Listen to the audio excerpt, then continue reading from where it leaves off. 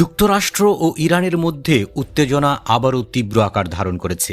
ইরানে চলমান স্মরণকালের ভয়াবহ সরকার বিরোধী বিক্ষোভ এবং এর প্রেক্ষিতে যুক্তরাষ্ট্রের কঠোর অবস্থান পুরো মধ্যপ্রাচ্যকে যুদ্ধের দ্বারপ্রান্তে ঠেলে দিয়েছে।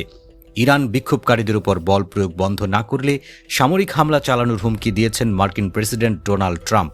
স্পষ্ট জবাবে পাল্টা হুঁশিয়ারিতে মধ্যপ্রাচ্যে থাকা মার্কিন ঘাঁটিগুলোতে মিসাইল হামলা চালিয়ে উড়িয়ে দেওয়ার কথা জানিয়েছে ইরান।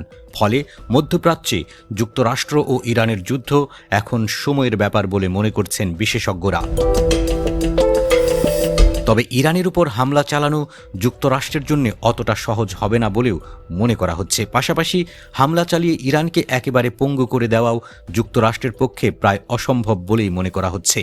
আল জাজিরার বিশ্লেষণধর্মী প্রতিবেদনে বলা হয়েছে, ইরানে চলমান নজিরবিহীন বিক্ষোভ দেখে অনেকেরই হয়তো মনে হতে পারে যে যুক্তরাষ্ট্র বড় সামরিক হামলা চালালে ইরানের বর্তমান শাসন ব্যবস্থার পতন ঘটবে।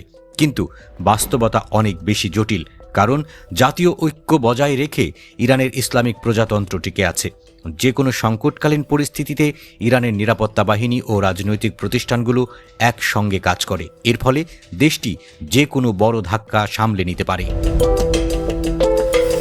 এছাড়া ইরানের শাসন ব্যবস্থা কেবল তাদের সর্বোচ্চ ধর্মীয় নেতা আয়াতুল্লাহ আলী খামেনির উপর নির্ভরশীল নয়, বহুকেন্দ্রিক জালের মতো রাষ্ট্র ব্যবস্থা, সর্বোচ্চ নেতার অফিস, ইসলামিক বিপ্লবী গার্ড, গোয়েন্দা সংস্থা, ধর্মীয় প্রতিষ্ঠান ও অর্থনৈতিক প্রতিষ্ঠানগুলো ছড়িয়ে ছিটিয়ে রয়েছে। ফলে ইরানের একটি প্রশাসনিক ব্যবস্থাকে ধ্বংস করে ফেললেই ইরান কখনো ভেঙে পড়বে না।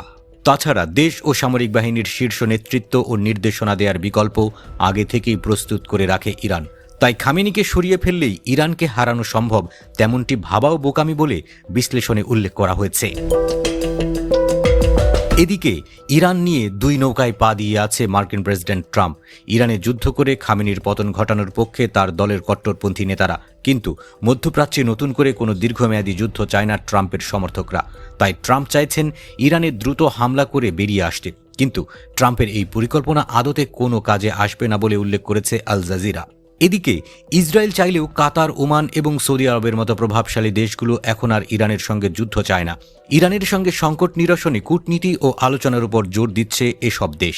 এমনকি যুদ্ধের জন্য যুক্তরাষ্ট্রকে তারা নিজেদের মাটি ব্যবহার করতে নাও দিতে পারে, যা মার্কিন সেনাদের সামরিক অভিযানকে কঠিন করে তুলবে।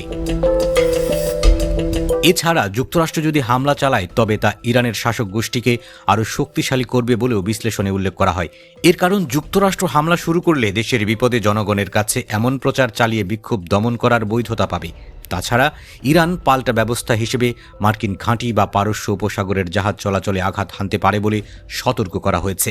বিশ্লেষকদের মতে ইরানে হামলা চালিয়ে কখনোই তাদের দমানো সম্ভব নয়, আর তাই যুক্তরাষ্ট্রের উচিত হবে সামরিক হামলার বদলে কাতার, ওমানের মতো মধ্যস্থতাকারী দেশগুলোর মাধ্যমে আলোচনার পথ খোলা রাখা বলেও মনে করছেন বিশেষজ্ঞরা।